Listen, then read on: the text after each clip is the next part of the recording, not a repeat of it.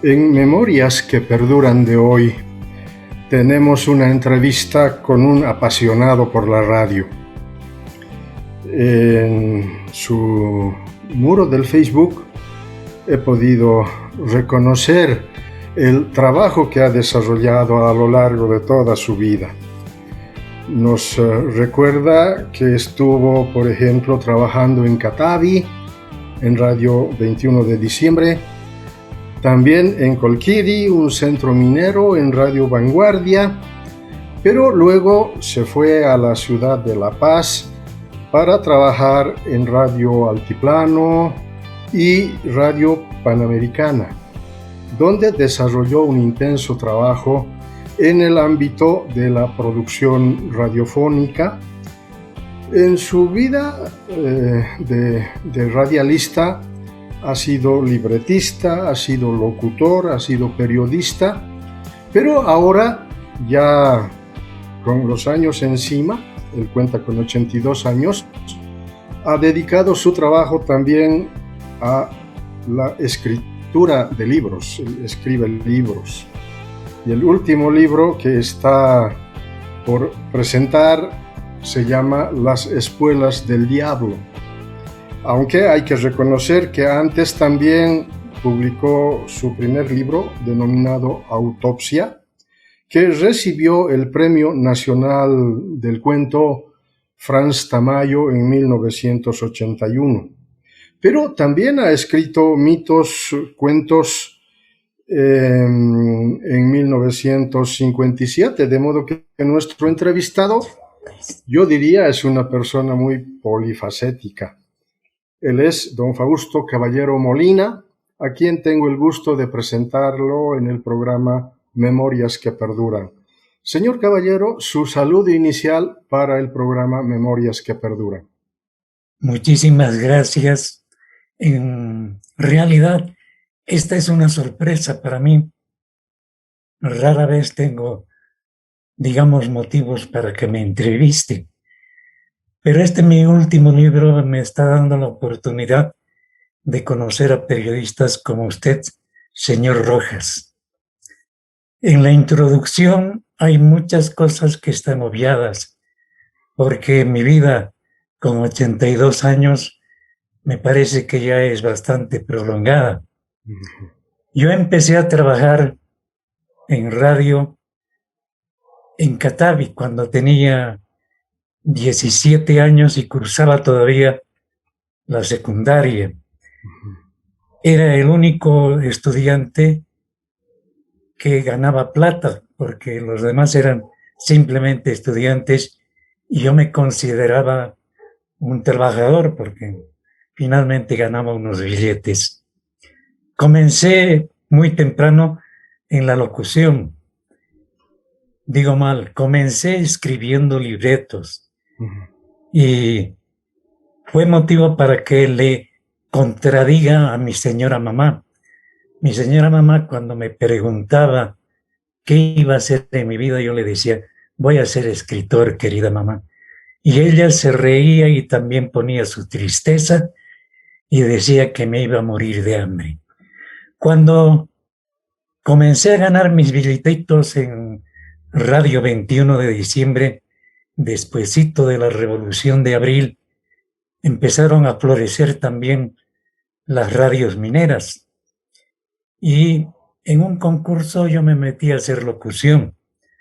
Y esa vez mi acento camba, que no he perdido del todo, pero que ya es distinto al origen mismo de mi natal ciudad, Santa Cruz de la Sierra, me ayudó a ganar el concurso de locutor porque pronunciaba muy bien la R, que era fundamental para cualquier locutor.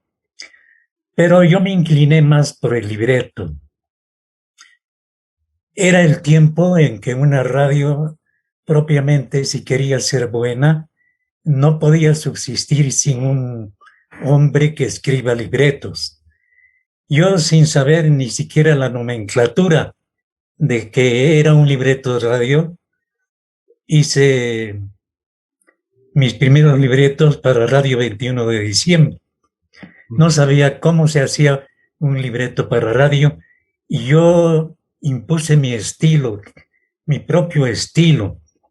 Entonces, tiempo después, cayó en mis manos, gracias a que vino de La Paz el señor Roberto Valderas López. Conocí lo que era un escritor de radio que utilizaban libretos en las emisoras de La Paz. Ahí me enteré de que un libreto tenía que decir muy claramente lo que debía decir un libretista. Locutor, si eran dos locutores, locutor 1, locutor 2, si eran más, locutor 3, locutor 4, en fin. Después tenía que mencionarse muy clarito el control, porque como se grababa o se trabajaba en vivo, siempre había un locutor, no como ahora que el locutor también es el que maneja los discos, el que da volumen al micrófono, etc. Eso había que especificar muy claramente. Locutor, control.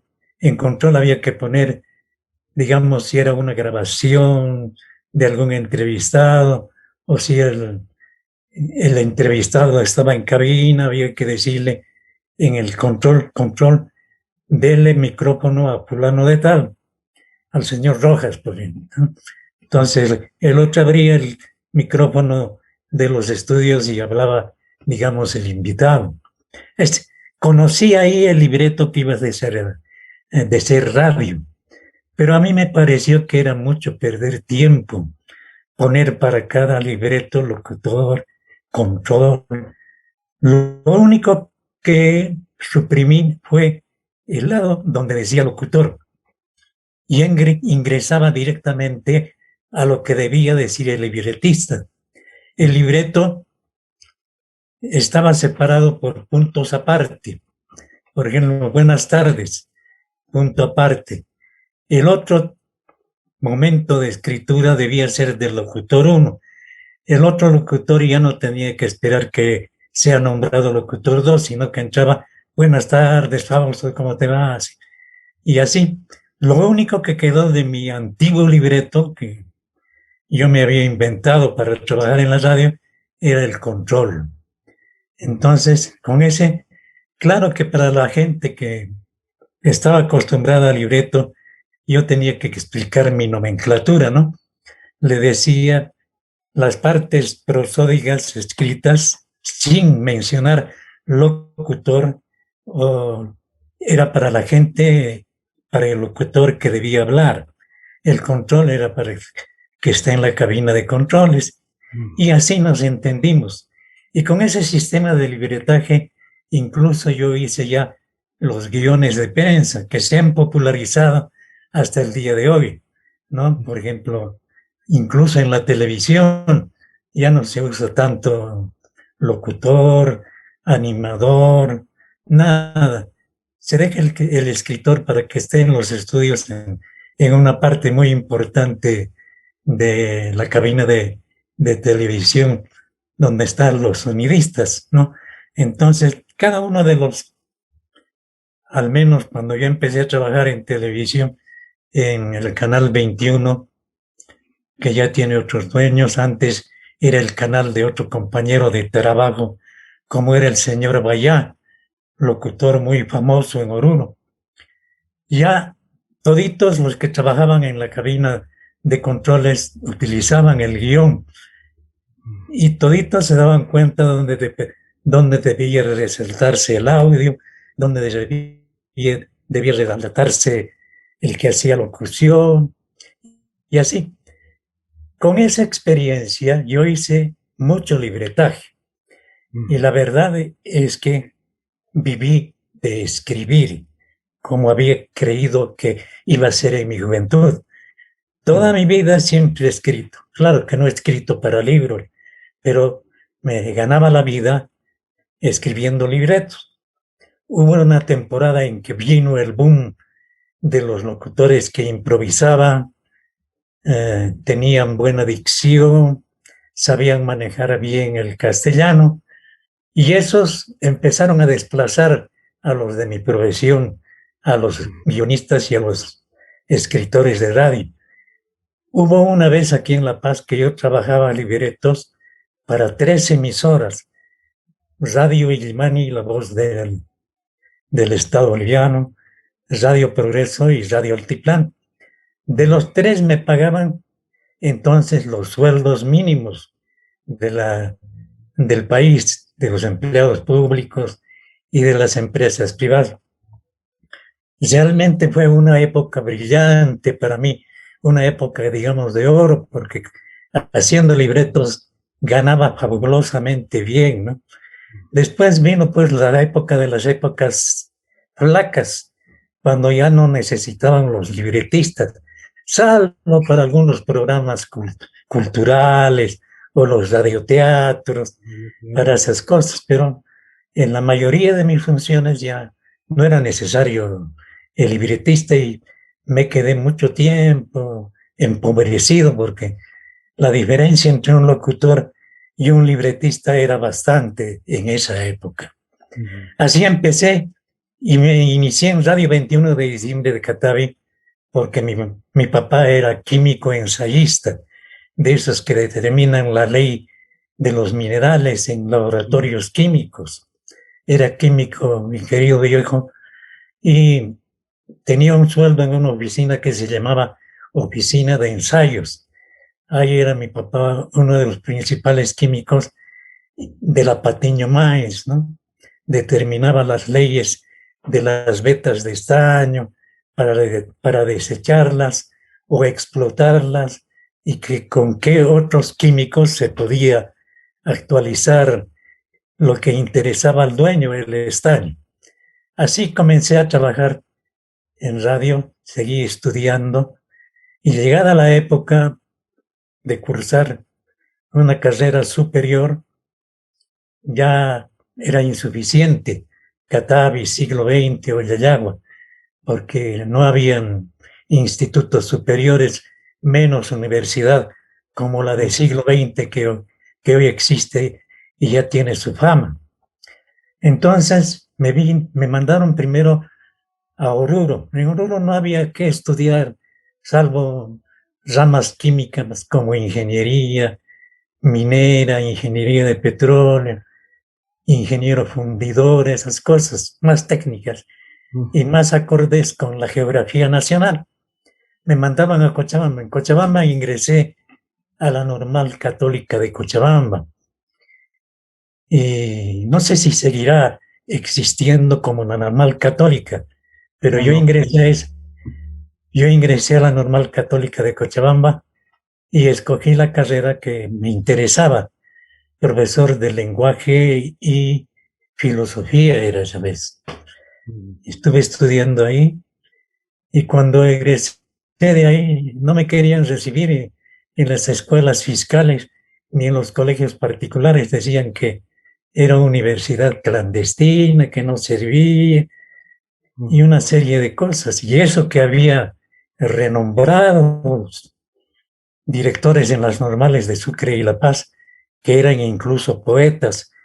No me acuerdo mucho de los nombres, mejor que no me acuerde porque a lo mejor voy a pecar de otras cosas, pero había gente entendida en literatura, especialmente en la normal de Sucre. Y fueron unos estudios útiles para llenarme de argumentos, ¿no? Para llenarme de modelos de escritura, novela, cuento, relato, todo eso. Pero para ganar dinero no sirvió para nada. De modo que tuve nomás que volver a lo que sabía hacer, los libretos.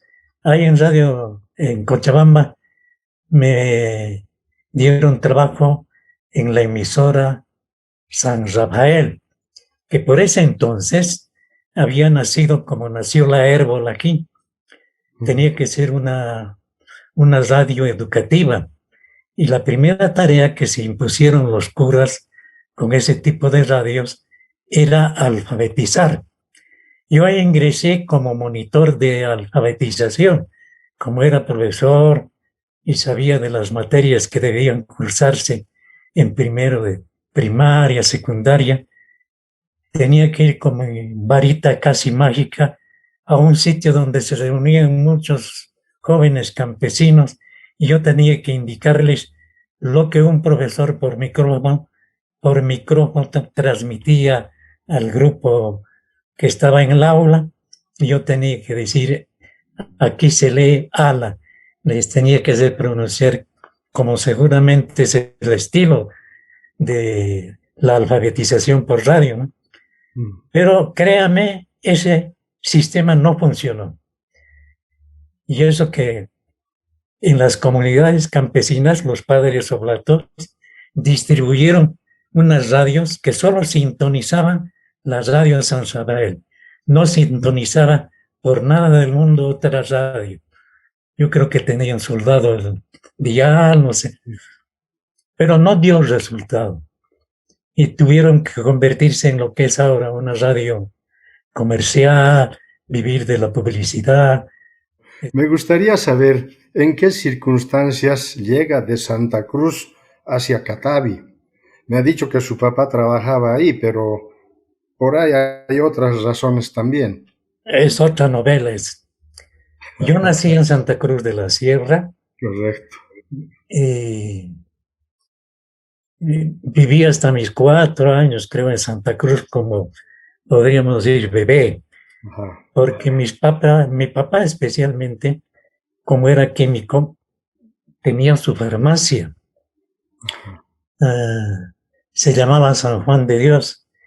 Y el hermano de mi papá era médico. Y juntos formaron una sociedad con el propósito de salir de Santa Cruz y expandir su trabajo en distintas regiones de Bolivia. Fue así que, dejando la farmacia con un familiar, se fueron a Cochabamba. Ya casado, yo con 4 o 5 años llegué a vivir en Cochabamba, donde fundaron también la farmacia San Juan de Dios. Dejaron la farmacia establecida y se trasladaron a Quillacollo, que está muy cerca. Después a Vinto. De Vinto dieron el salto al norte potosino. Se fueron primero a San Pedro de Buenavista, que está muy cerca de Totoro, donde hay ahora monumentos o representaciones de animales del Parque Jurásico, ¿no? Y hay también en San Pedro de Buenavista instalaron su farmacia San Juan de Dios. Claro, como eran pueblos pequeños, seguramente no les fue muy bien con las farmacias y decidieron seguir emigrando. De esa manera mi familia llegó a Uncía. Para comenzar a Uncía, después Yayagua. No, primero pasaron por Chayanta, una tierra rica en tradiciones, con mucho de historia.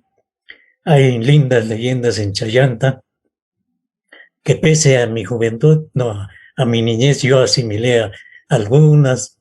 Conocí, por ejemplo, el famoso caso de Tata Jarro, que era un líder campesino, pero de esos feroces que no perdonaban por nada a los chapetones, a los caras, al que no era de su raza, ¿no?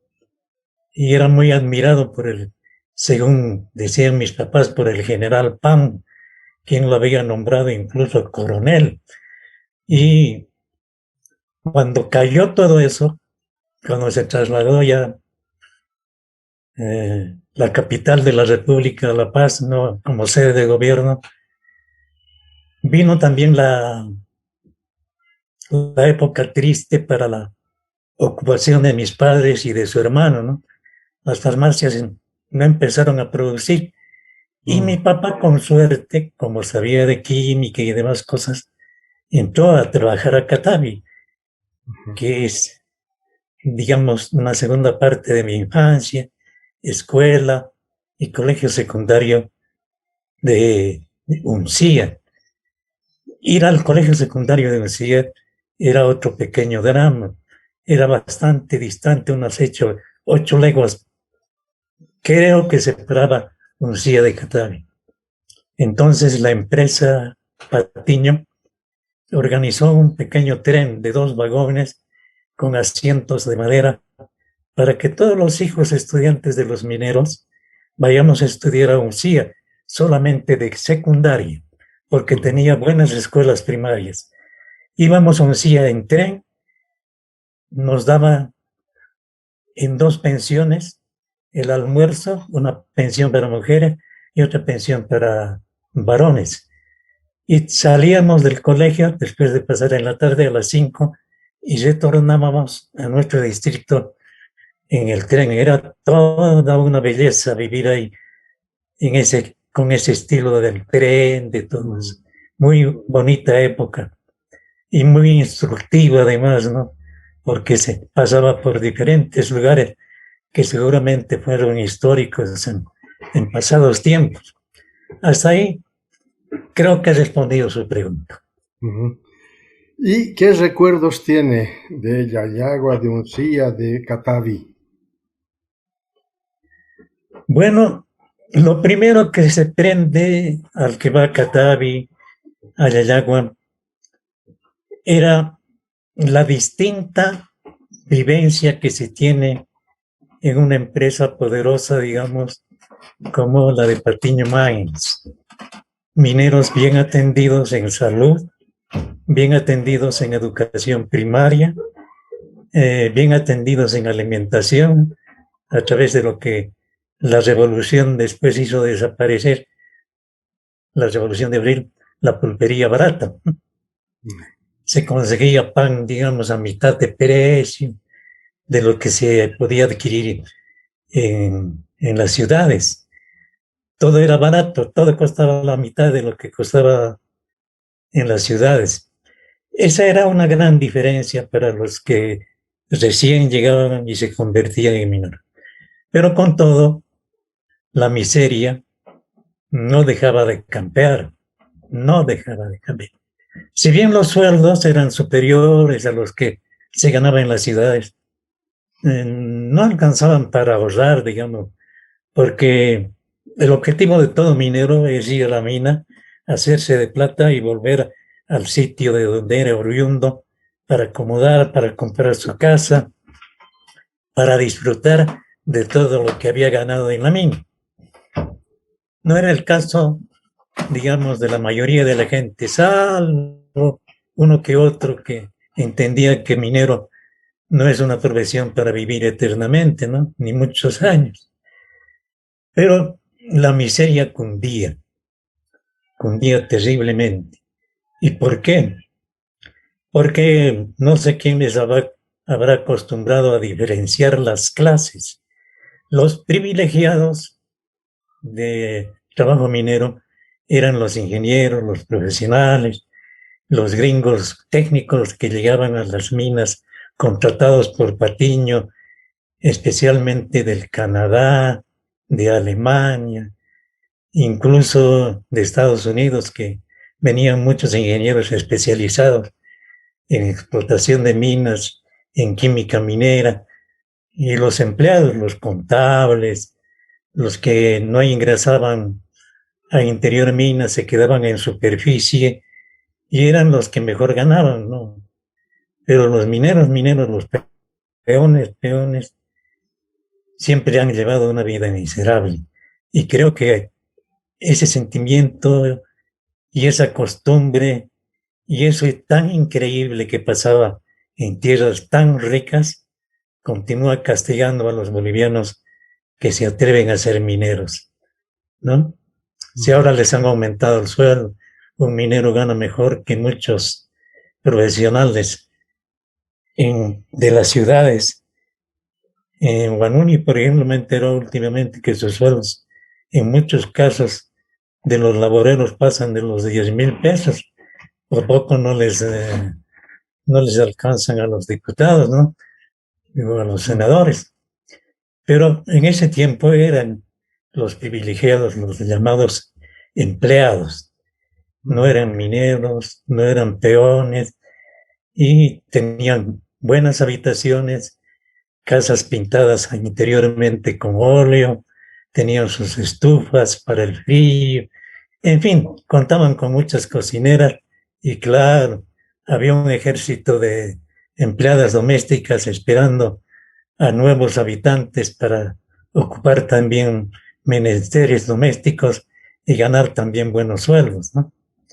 De esa manera yo me enteré de que empresas poderosas más se entretenían de cuidar sus intereses y de mantener privilegios en gente que les era más útil, ¿no? Descubrir nuevas vetas, no como el empleado que está trabajando en interior mina y que tiene que agarrar barreno y combo para romper la roca. Ese era un contrato, digamos, barato para el empresario, ¿no? El profesional siempre ha pedido más, desde luego. El que sabía escribir y leer ya podía aspirar a ser empleado para llamar lista, digamos, a los lo llamábamos plañideros, a esos que llamaban lista antes de ingresar a trabajar. Pero había notables diferencias. Incluso sin ir más lejos, en los cine-teatros que ha hecho construir Patiño, antes, mucho antes de la Revolución del 52, tenían sus diferencias. Era al revés. Luneta era la parte privilegiada aquí en La Paz y en todos los cines de la gente que puede pagar un mayor costo de entrada, ¿no? Y general, ¿no? Lo que llamamos nosotros la vara de entrada, el boleto de entrada barato en las minas era lo más barato, la general, ¿no? Todo el mundo entraba a general porque los billetes que se entregaban con pasaportes al cine daban en la pulpería casi gratis. Si aquí costaba 15 una entrada al cine, teatro ya costaba 10 centavos, ¿no? Y todos los días uno podía ver estreno. De eso también yo aprendí un poco de inglés. Como había tanto gringo ahí en Catavia especialmente, bien puestos, todo eso, y las películas tenían que llegar para todos, no era simplemente para un sector. La mayoría de las cintas cinematográficas llegaban en inglés y muchas de ellas no tenían traducción. Uno tenía que ir a adivinar, escuchando inglés, y a uno se le quedaba pues, las palabras en inglés más o menos querían decir. Eso fue una época, digamos, educativa para mí. Don Fausto Caballero, ¿a qué dirigentes sindicales logró conocer en aquel tiempo? Mire, es una época realmente importante a la que se refiere usted. Yo conocí al Filipo Escobar, por ejemplo, en el colegio. Era estudiante de mi colegio, el Rafael Bustillo. A don Juan Lechín Oquendo lo conocí ya cuando trabajaba en Radio 21 de diciembre. Yo estaba haciendo mis primeras armas como locutor, libretista e informativo. Muchos creen que hay que ser periodista para escribir un libreto que se llama el informativo matinal de mediodía. No, hay que saber escribir la noticia, ¿no? Y hay diferencias también en escribir para radio, o escribir para el periódico, o escribir simplemente literatura, ¿no? Para eso hay géneros bien estudiados, hay periodismo también bien entrenado. Pero a mí me metieron a hacer informativos de radio y a no sé quién se le pegó la costumbre de decirme periodista, nada más que porque escribía libretos de radio y los leía, ¿no? Yo por eso digo, no me considero periodista, porque ahora se estudia periodismo y abarca tanta sapiencia, que además de esa profesión está la sociología, la historia, la geografía, los idiomas, tantas cosas que saben los periodistas, ¿no? Pero en esos trances lo mandaron a don Juan Lechín Oquendo a Radio 21 de diciembre para que lo entreviste. Yo no sabía que lo iba a entrevistar. Lo mandaron, ¿no? Yo le puse el micrófono y le dije simplemente, don Juan, ya está el micrófono abierto, le dije. ¿Cómo? Me dice, tú tienes que entrevistar, me grita. Pues. Entonces, no sabía qué hacer, y yo me atreví, pues, y empecé a preguntarle, ¿qué le trae por aquí al siglo XX, Catavi? Y le llamo a don Juan, le dije, y me explicó a qué había venido. Los mineros habían estado haciendo un pedido al gobierno del MNR del 7%, que era un aumento que les habían asignado no sé qué tiempo atrás para que les paguen como aumento, 7,5%. Y para todos los mineros que más o menos en ese entonces eran unos 30,000, era pues una suma, él mismo explicó ahí, ¿no? Una suma exorbitante que no alcanzaba mucho con el pagar con el Tesoro General, menos con lo que se vendía el estaño. Y habló de eso, explicó, vamos a hacer todo lo posible, sin embargo, porque es una deuda del Estado boliviano con los mineros. Bueno, así empezó a hablar.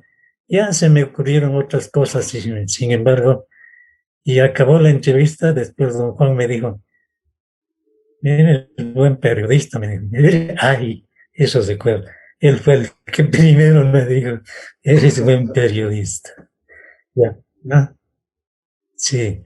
Después conocí a los dirigentes que eran oriundos del lugar, conocí a los hermanos Escobar, ¿no? Uno de ellos muerto aquí en La Paz en circunstancias nada conocí, nada transparentes. Después, no me iba a nombrar nada. En toda mi carrera he debido conocer muchos dirigentes porque trabajando en radio también fui a los congresos mineros. Ahí iban los dirigentes eh, de todos los distritos mineros sindicalizados y tenía muchos amigos dirigentes que eran jóvenes como yo, ¿no? Pero ejerciendo los cargos. Y lo que más me admiraba era de la entereza, de la honestidad que tenían ellos. Eran unos señores muy honestos, muy valientes, arriesgaban todo por servir a su clase, muy educados. Había bachilleres que habían salido de mis colegios bien preparados, eran bachilleres, bien entendidos en lo que eran sus funciones como dirigentes. Y eran tantos los mineros dirigentes que conocí, que puedo decir, desde mi juventud hasta el año 2004, no tengo nada que objetar.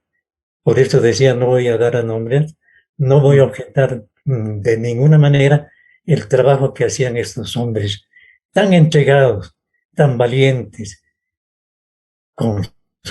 tendrían sus, como todos sus pensamientos políticos muy propios, ¿no? Pero nunca pues ocurría que un sindicato, que era la libre expresión de los trabajadores, sean comunistas, católicos, meneristas, de qué partido sea, eso no importaba. Ser dirigente era una sola línea, servir al sindicalismo, servir a los trabajadores, servir a quienes los habían elegido.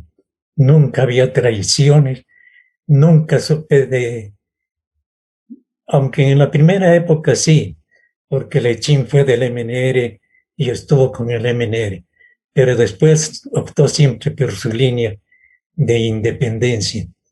Yo tengo un libro justo donde narro mis actividades de periodista aquí en La Paz, pero es en forma novelada. Y yo me acuerdo muy bien, en la época de las grandes marchas, la marcha del hambre, cuando la caída del precio del estaño, los grandes movimientos que se generaron, las miserias que aparecieron desnudas, los mineros empezaron a marchar de las minas rumbo a La Paz. Y yo era jefe de prensa de Radio Altiplano en la época más o menos del Che, porque los mineros del Che donaron un salario mínimo para robustecer la guerrilla del Che. Venían a la radio, nos ha mandado don Juan, me decían. Don Juan Lechín nos ha mandado, dice que usted tiene que hacernos 3 reportajes sobre esto, sobre aquello y sobre esto, para que nos pague el gobierno las indemnizaciones, porque en ese entonces habían pagado primero a los que estaban trabajando ahí, después a los que se habían ido y a los que se quedaron con el motivo de que se estaban quedando no les dieron ni un medio, siendo que la empresa seguía subsistiendo. Entonces, yo con todo gusto pues, los atendía, les hacía reportajes, les pasaba las informaciones, y hubo un día en que vino el director de Radio Altiplano y me dijo, oye, che, ¿qué te pasa vos? Esto ya parece la voz de los trabajadores mineros de Bolivia. Puro mineros no hacen nuestro informativo. Y yo le dije, sin querer ofender a nadie, pero dígame, señor director, si no es la noticia hoy día, la de los mineros, ¿qué otra noticia voy a publicar? Los únicos que hacen noticia en este momento en La Paz son los mineros. Se me quedó mirando. Tienes razón, me dice, seguí más adelante. Después, igual, esa costumbre también era del Filipo. El Filipo me mandaba también sus dirigentes y me decía, el Filipo nos ha mandado, tiene usted que hacernos este reportaje. ¿No han ido a las otras radios? No, vayan al altiplano. Ese es nuestro crédito, les decía, dice don Filipo. De esa manera pasaron esas cosas y yo me acuerdo bien cuando venían, están viniendo seguro que es en nombre del compañero tanto del Filipo, decía.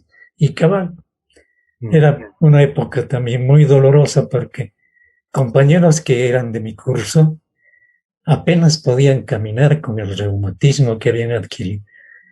Apenas entraban a la oficina de la radio, que no era muy grande. ¿Dónde me voy a sentar, hermanito? Ya no puedo, mis rodillas. Se acomodaban como podían el tiempo que duraba la entrevista. Eso responde a su pregunta. Bueno, ¿y en qué circunstancias deja 21 de diciembre y se va seguramente a Radio Vanguardia de Colquiri? Eso fue después de mucho tiempo. Ajá. Cuando volví de terminar mi curso de maestro en Cochabamba. Normal católica. Sí, como no me querían recibir en los colegios, porque no tenía, como tienen ahora en Provisión Nacional los maestros, me vine, mis papás seguían allá en Catavi, voy a pasar un tiempo recordando mis años de estudiante allá, dije, me volví. Y lo primero que me vieron los amigos al ingresar a Catavi, al siglo XX, me nombraron director de Radio 21 de diciembre. Entonces, de esa manera yo volví a Radio 21 de diciembre. Ya conocía la radio porque, como le dije al comenzar en un concurso de locutores por pronunciar la R Camba, me hicieron locutor. Y ahí hice varias novelas para radio, ¿no? Juancho Copajira, La Cruz del Camino, El Andarivel de la Muerte y otras tantas historias. La más famosa la hice en Colquiri, que se llamaba Sara, la hija de la loca, una novela que había escuchado un periodista deportivo cuando era niño y que trabaja todavía aquí en los medios de comunicación. Y siempre me dice, ¿cómo es pues de Sara, la hija de la loca? No se terminó de difundir porque el ejército entró a las minas y a Catavi ingresó a no sé qué batallón. Y a mí, mi esposa, que también es locutora, y que era la primera figura de las actrices que trabajaban con mis novelas, nos dieron 24 horas para irnos de Colquiri, que no debía quedar ningún locutor, ningún periodista que sea de lo que pasó a ser, mejor dicho, la oposición. En 24 horas tuvimos que lirar nuestras pilchas y ni siquiera nos acordamos de dejar por lo menos un capítulo más escrito sobre Sara, la hija de la loca, que quedó trunca. Se habían difundido creo que 90 capítulos de 45 minutos cada uno. Era una novela que venían a reclamar los colquireños aquí en La Paz porque les decía que trabajaban, que pues no, ya imposible volver a esos tiempos. Ese fue el motivo por el que trabajé en Radio 21 de diciembre. En mi gestión se mejoró algo los equipos. Lo que nunca pudimos tener era un equipo de onda corta que generalmente tienen las emisoras mineras. Después nacieron otras radios, como la Pío 12, muy famosa desde ese entonces. Pero nunca trabajé en Radio Pío 12. Las otras radios, La Voz del Minero, que era la de siglo XX, donde trabajaba don Federico Escobar, quien venía siempre a la de Catavi y me decía, ya pues, ¿cuándo vas a ir a trabajar en nuestra radio? ¿Sí? Pero tampoco podía. Así. Después de Catavi me fui a Oruro. Ajá. Ahí trabajé en Radio Mercurio y Radio San José de Oruro, siempre con la carguita de minero estabas en San José. Pero antes de conocer a la gente de Radio San José, me tocó una experiencia muy importante. Usted se debe acordar de la masacre de Sora Sora. Claro. Cerca de las hilanderías Ilbo. Ahí me fui yo con mi grabadora a ver qué pasaba, porque ya estaba a punto de caer Paz Extensoro, ya estaba muy lastimado, ¿no? Por las movilizaciones y porque el MNR estaba fracturado, se conocía el MNR dividido, MNR de izquierda, el MNR de Paz Extensoro, el Partido Auténtico, ya estaba, faltaba poco en realidad para que se vaya don Víctor Paz. Y me fui a la masacre, pero nunca imaginé que nos iban a recibir con balazos, ¿no?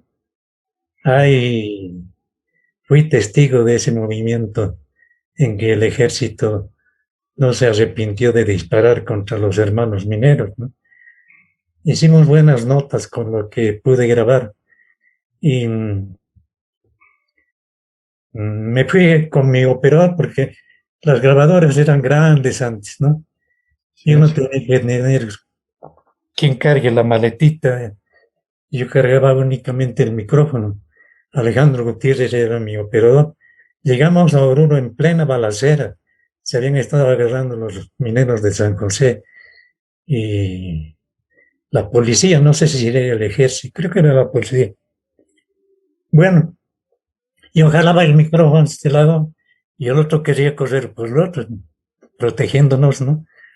Y no me daba cuenta de que le estaba casi asfixiando al poder con la correa del micrófono.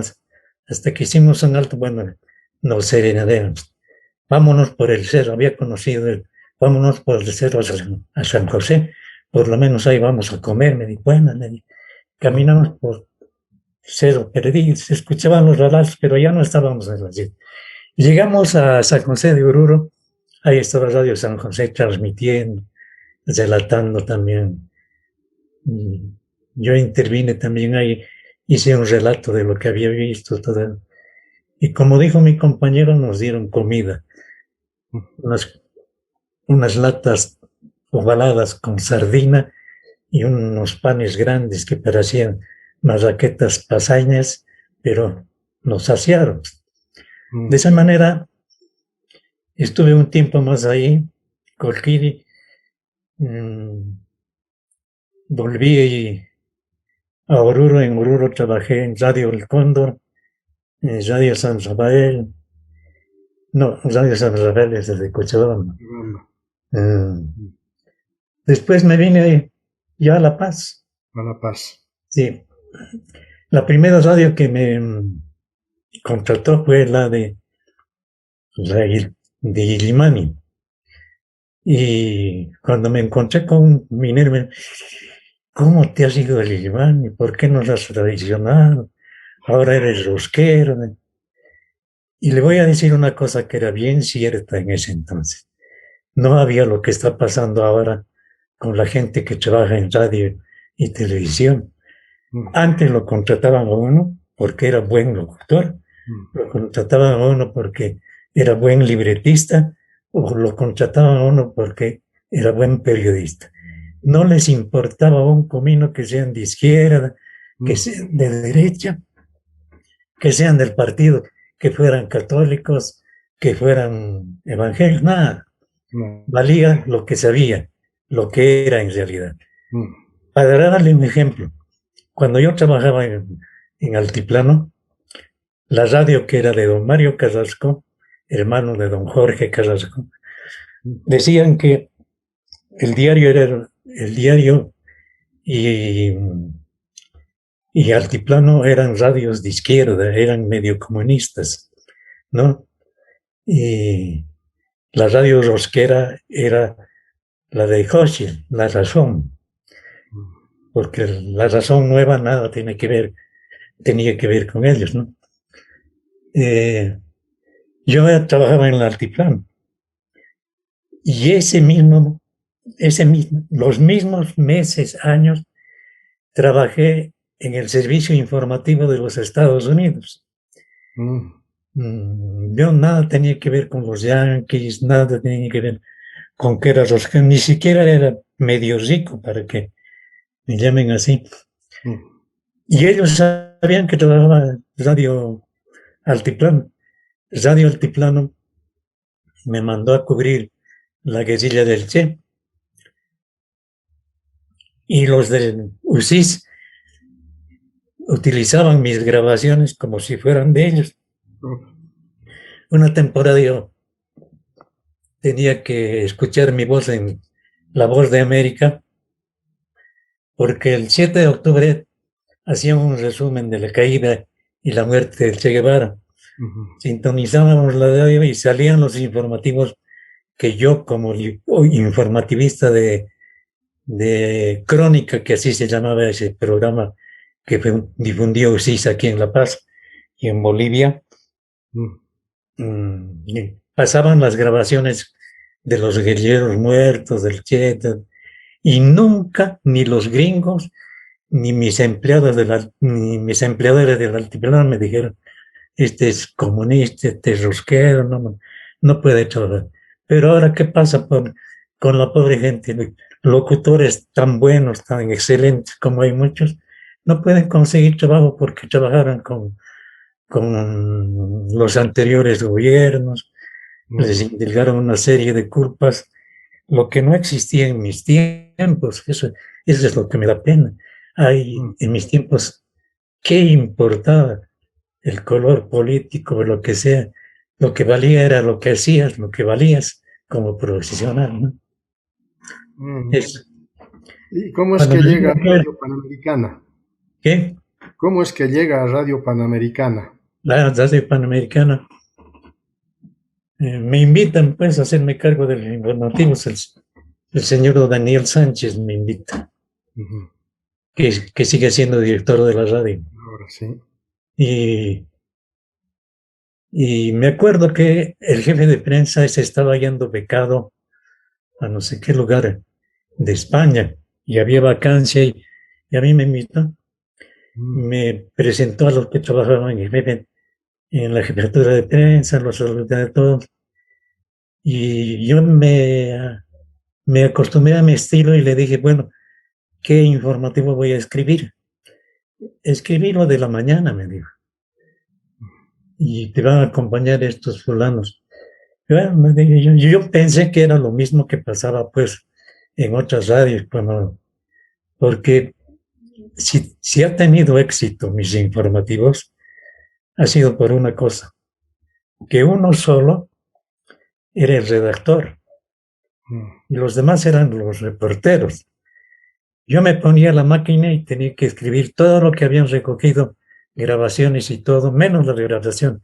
Eso, lo más importante, lo resumían en 60 segundos o menos todavía, lo que decía el entrevistado, lo que declaraba alguien públicamente.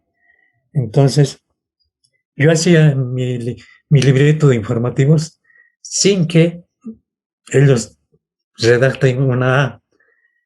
Y yo le dije, y Radio Panamericana cobró de inmediato un gustito por lo que se escribía, no es por alabarme, ¿no?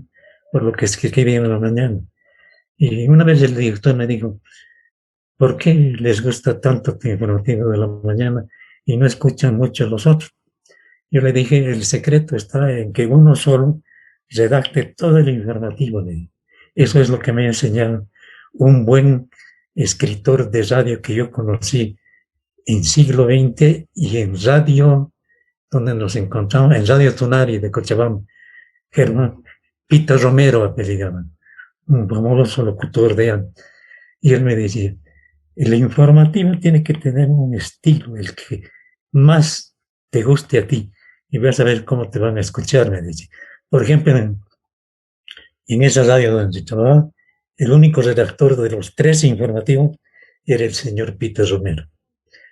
Y yo le dije eso, no es pues como un florero que puedes poner esta no, y todo no sale con el mismo estilo, no hay el mismo lenguaje en el informativo de ahora. No sé si usted se da cuenta. Hay muchas contradicciones a veces en el informativo, ¿no? Y no hay un estilo, no hay un lenguaje, digamos, que sea el que sea enfocado al comenzar el informativo. A eso yo les digo mucho.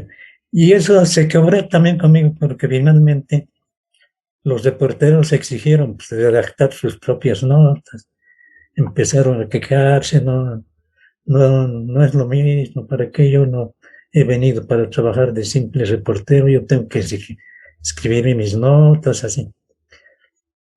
Les hicieron caso a ellos y así se quedó. Yo me quedé haciendo editoriales un poco, nada más. Pero yo creo que nunca han tenido el éxito que teníamos los antiguos, ¿no? Le metíamos con sus cebollitas, sus ajitos, que les gustaba a la gente.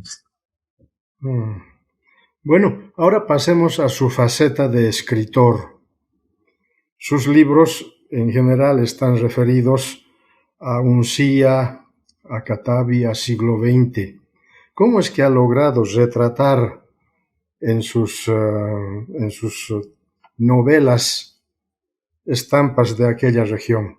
Bueno, para mí no ha sido nada difícil porque mis 3 primeros libros, empezando por Autopsia, es un libro de recuerdos estudiantiles, casi la mayoría, uno que otro. No, mi segundo libro, siglo XX, mitos, cuentos y leyendas, es un libro de leyendas y cuentos que yo conocí o que mis padres que vivían allá me contaron, ¿no? Yo los escribí pensando en lo que me dijo una vez un profesor de literatura que muchos llegué a apreciar en el Colegio Bustillos. Hasta ahora no se ha escrito la novela boliviana, me dice. Y yo le pregunté, ¿qué piensa usted que es la novela boliviana? La novela boliviana no es escribir con el nombre de un boliviano. La novela boliviana tiene que ser, pues, un muestrario, pero cabal, completo, de lo que es Bolivia.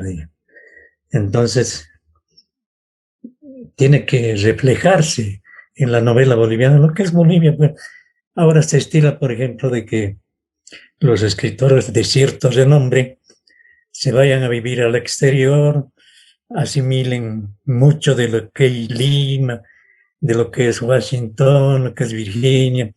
Estoy hablando de algunos que conozco que viven en esos lugares y tienen buenos libros, pero de Bolivia rara vez se acuerdan, hablan de otros temas.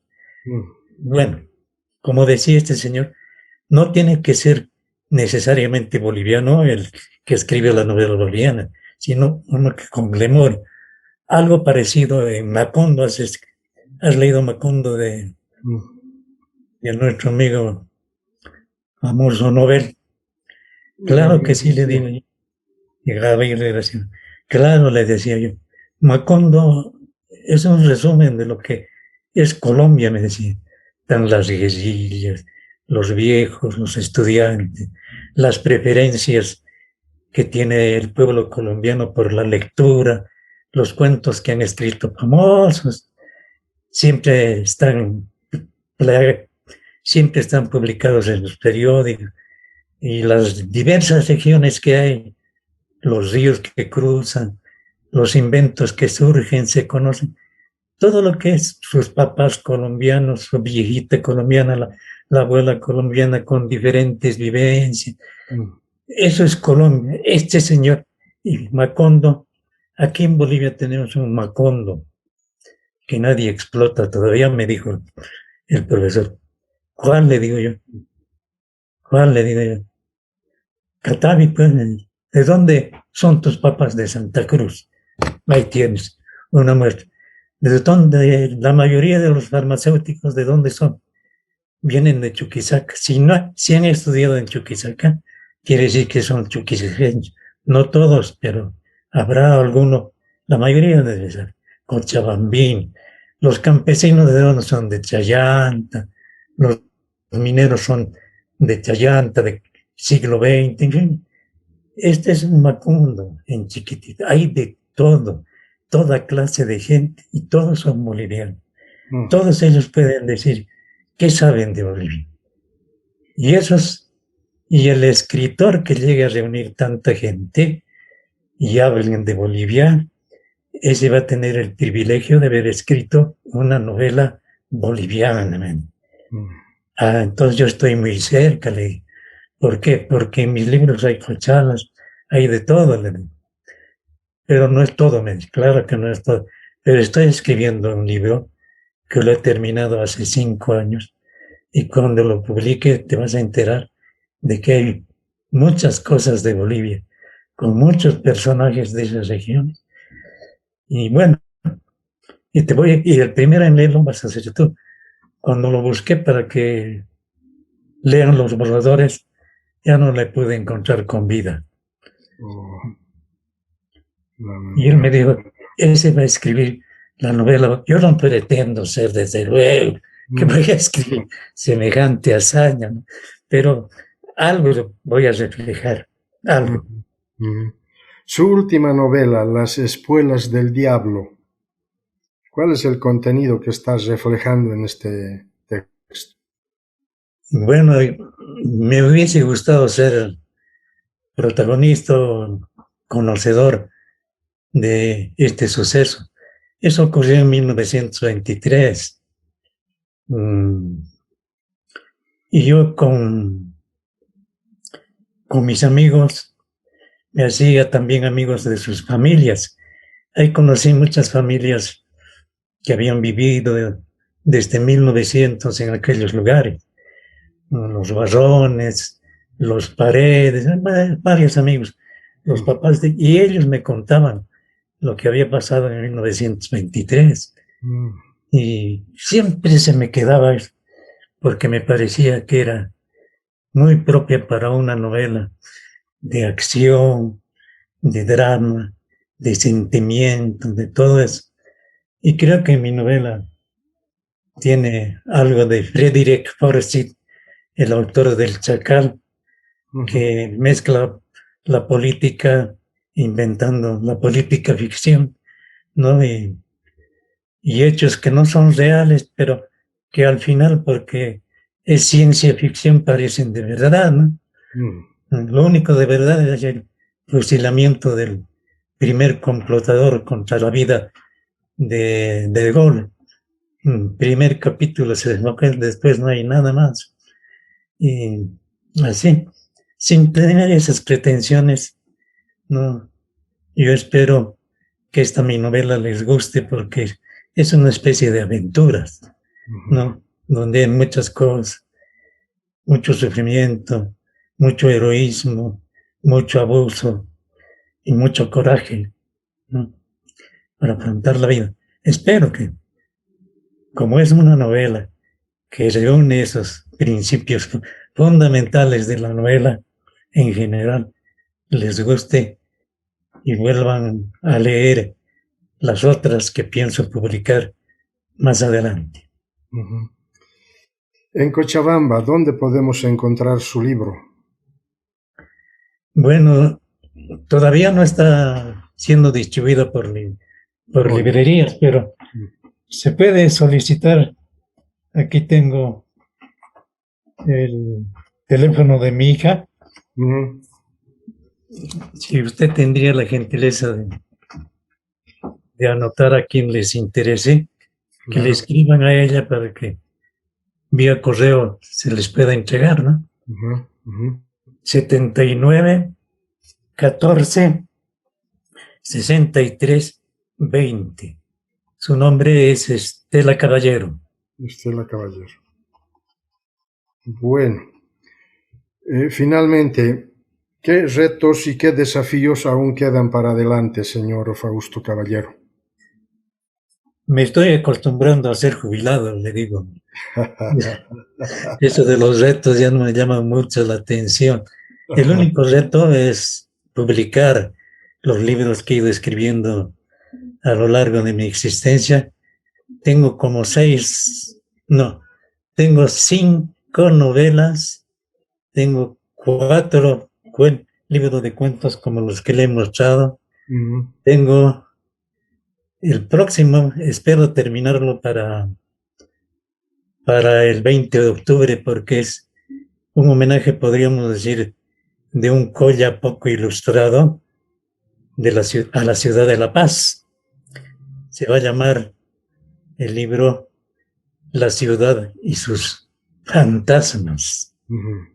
Son en realidad recopilaciones que hice cuando trabajaba en el diario.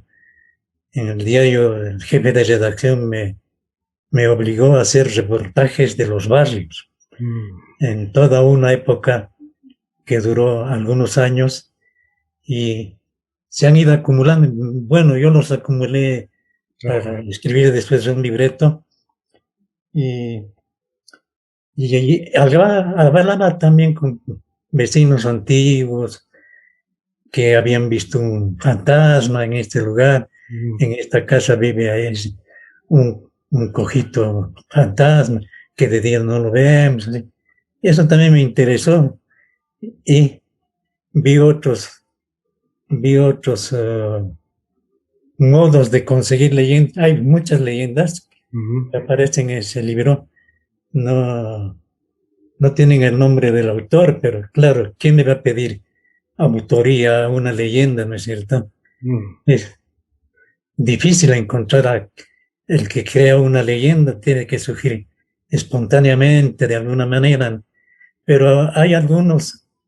Yo me acuerdo de Jesús Lara, por ejemplo, que ha escrito una versión de Manchaypuito y otra versión la escribió también otro escritor, el Manchaypuito, el amor que quiso ocultar Dios. En este momento se me ha ido el nombre. ¿No? Que son leyendas. Y yo esta leyenda la recogía de 3 familias que coincidían con lo que había ocurrido. Y dije, esto lo voy a escribir en novela. Y lo escribí. Eso. Bueno, don Fausto Caballero Molina, ha sido grato conversar con usted en esta entrevista en Memorias que Perduran. Le pediría su saludo final. Yo le agradezco mucho a usted, es mucha su gentileza por todo lo que me ha permitido narrar creo que he sido un poco acaparador del lenguaje, ¿no? Pero es una oportunidad que tampoco me hubiese gustado no aprovecharla, sino al máximo, por lo menos en gran parte. Le agradezco mucho, señor Rojas.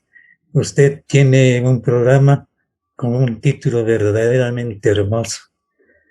Va a conservar seguro con muchas otras novedades. Con gran placer haberlo conocido. Muchas Esa gracias. experiencia. Usted también debe tener experiencia en estas lides del periodismo, de la radio. Se le nota. Así es. Muchísimas ¿No? gracias, don Fausto Caballero Molina, nuestro entrevistado de hoy en Memorias que Perduran. Él nos ha señalado que nació en Santa Cruz, vivió solo hasta los 4 años y de ahí pues otros rumbos le llevaron a desarrollar una vida muy prolífica en el campo de la radiodifusión. Empezó trabajando en Radio 21 de Diciembre de Catavi, donde prácticamente empezó como libretista, luego como locutor, como periodista y terminó siendo director de aquella emisora. Un distrito minero que además está muy cerca a Yayagua, a Siglo XX y a Uncía, donde ha podido desarrollar sus dotes de trabajo en la radiodifusión. Radio Vanguardia de Colquiri fue el otro espacio de trabajo y luego La Paz. Bueno, aunque también estuvo Oruro, ¿no?